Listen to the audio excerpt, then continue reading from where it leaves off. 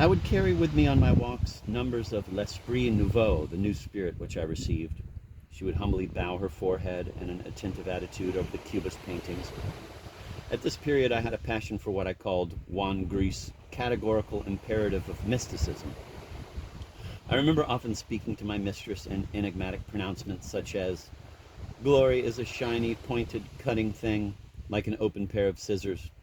She would drink in all my words without understanding them, trying to remember them. "What were you saying yesterday about open scissors?" On our walks, we would often see the mass of the Mully de la Tour rising from the dark greenery in the distance. I liked then to sit down to look at it. "You see that white smudge over there? That's just where Dulita sat." She would look without seeing what I was pointing at.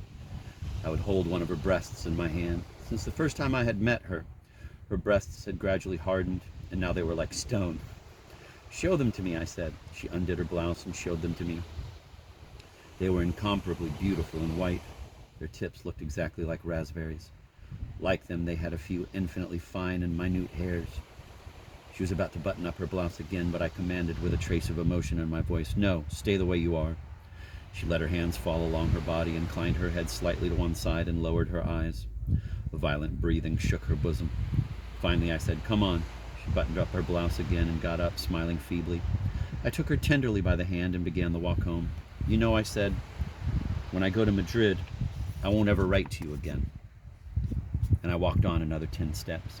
I knew that this was exactly the length of time it would take for her to start crying. I was not mistaken. I then kissed her passionately, feeling my cheek burn with her boiling tears, big as hazelnuts. In the center of my brain, glory shone like a pair of open scissors. Work, work, Salvador. For if you were endowed for cruelty, you were also endowed for work.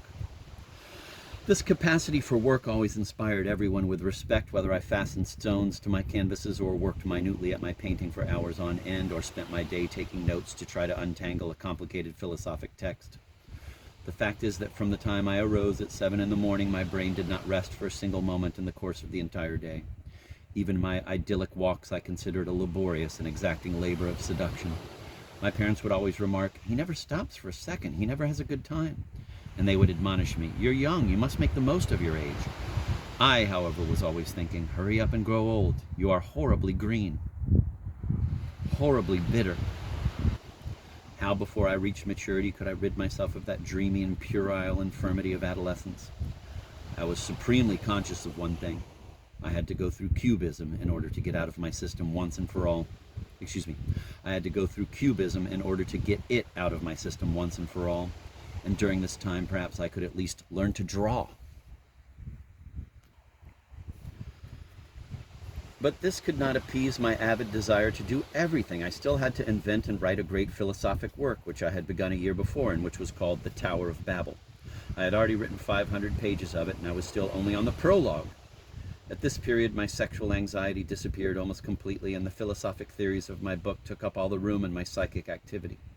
The bases of my Tower of Babel began with the exposition of the phenomenon of death, which was to be found, according to my view, at the inception of every imaginative construction. My theory was anthropomorphic, for I always considered that I was not so much alive as in the process of resuscitating from the, quote, amorphous unintelligence, end of quote, of my origins, and moreover, I considered a premature old age as the price I would pay for a promise of immortality. That which at the base of the tower was, quote, comprehensible life, end of quote, for everyone was for me only death and chaos. On the other hand, everything on the summit of the tower that was confusion and chaos for everyone else was for me the anti-Faust, the supreme thaumaturge, only logos and resurrection. My life was a constant and furious affirmation of my growing and imperialistic personality. Each hour was a new victory of the ego over death. On the other hand, I observed around me only continual compromises with this death. Not for me. With death I would never compromise. My mother's death supervened, and this was the greatest blow I had experienced in my life. I worshipped her. Her image appeared to me unique. I knew that the moral values of her saintly soul were high above all that is human, and I could not resign myself to the loss of a being on whom I counted to make invisible the unavowable blemishes of my soul. She was so good that I thought that it would do for me too. She adored me with a love so whole and so proud that she could not be wrong. My wickedness, too, must be something marvelous. My mother's death struck me as an affront of destiny. A thing like that could not happen to me, either to her or to me. In the middle of my chest I felt the 1,000-year-old cedar of Lebanon of vengeance reach out its gigantic branches. With my teeth clenched with weeping, I swore to myself that I would snatch my mother from death and destiny with the swords of light that someday would savagely gleam around my glorious name. Chapter 8. Apprenticeship of Glory. Father consents to artistic career. Entrance examination. Suspension from the School of Fine Arts of Madrid. Dandyism and prison. The profusion of articles that were beginning to flood the house made my father decide to start a large notebook in which he would collect and paste everything that he had and everything that appeared about me. He wrote a preface to this collection for the benefit of posterity, of which the following is a complete and faithful translation. Salvador Dali y Dominic, apprentice painter. After 21 years, this belongs chronologically a few years later in my biography, of cares, anxieties, and great efforts, I am at last able to see my son almost in a position to face life's necessities and to provide for himself. A father's duties are not so easy as is sometimes believed. He is constantly called upon to make certain concessions, and there are moments when these concessions and compromises sweep away almost entirely the plans he has formed and the illusions he has nourished. We, his parents, did not wish our son to dedicate himself to art, a calling for which he seems to have shown great aptitude since his childhood.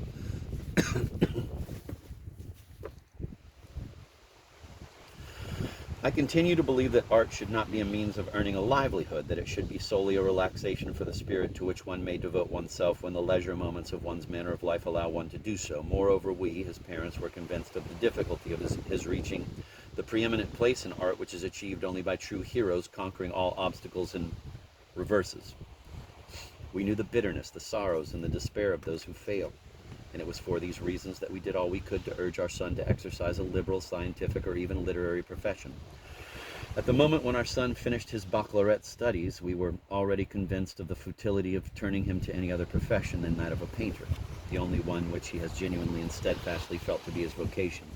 I do not believe that I have the right to oppose such a decided vocation, especially as it was necessary to take into consideration that my boy would have wasted his time in any other discipline or study, because of the intellectual laziness from which he suffered as soon as he was drawn out of the circle of his predilections.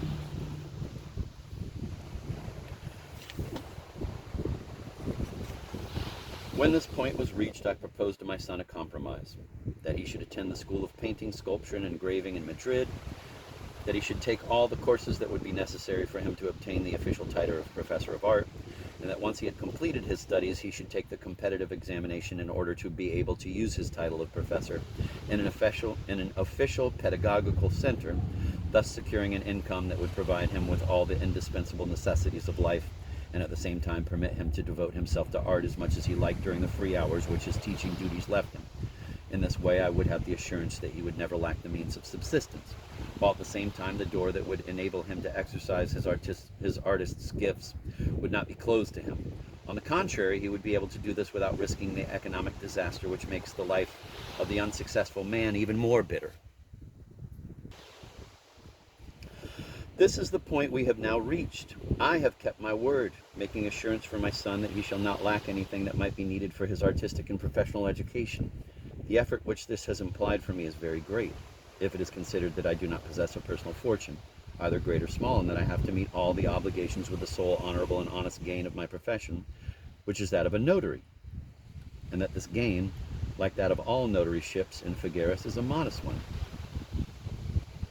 For the moment, my son continues to perform his duties in school, meeting a few obstacles for which I hold the pupil less responsible than the detestable disorganization of our centers of culture. But the official progress of his work is good. My son has already finished 2 complete courses and won 2 prizes, one in the history of art and the other in general apprenticeship in color painting. I say his official work, for the boy might do better than he does as a student of the school, but the passion which he feels for painting distracts him from his official studies more than it should. He spends most of his hours in painting pictures on his own, which he sends to expositions after careful selection. The success he has won by his paintings is much greater than I myself could ever have believed possible. But as I have already mentioned, I should prefer such success to come later, after he had finished his studies and found a position as a professor, for then there would no longer be any danger that my son's promise would not be fulfilled. In spite of all that I have said, I should not be telling the truth if I were to deny that my son's present successes please me, for if it should happen that my son would not be able to win an appointment in a professorship, I am told that the artistic orientation he is following is not completely erroneous, and that however badly all this should turn out, whatever else he might take up would definitely be an even greater disaster, since my son has a gift for painting, and only for painting. This notebook contains the collection of all I have seen published in the press about my son's works during the time of his apprenticeship as a painter. It also contains other documents relating to incidents that have occurred in the school and to his imprisonment, which might have an interest as enabling one to judge my son as a citizen, that is to say, as a man. I am collecting and shall continue to collect everything that mentions him, whether it be good or bad, as long as I have knowledge of it. From the reading of all the contents, something may be learned of my son's value as an artist and as a citizen. Let him who has the patience to read everything judge him with impartiality. Figueres, December 31st, 1925, Salvador Dali, Notary. I left for Madrid with my father and my sister. To be admitted to the School of Fine Arts, it was necessary to pass an examination which consisted of making a drawing from the antique. My model was a cast of the Bacchus by Jacopo Sansovino.